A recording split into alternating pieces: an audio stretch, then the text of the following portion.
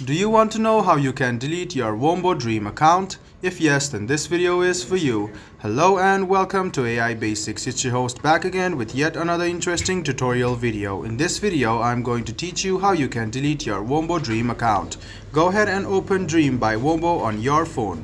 Now click on your profile, which you can see on the bottom right hand corner, and then click on Settings.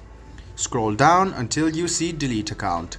Click Delete Account, and if you really want to delete your account, click Delete Account and all your published artwork will be deleted along with your account. This action cannot be undone. So let me teach you once again, guys.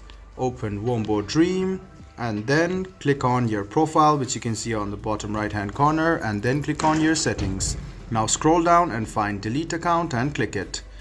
And click Delete Account again, and then your Wombo account will be deleted.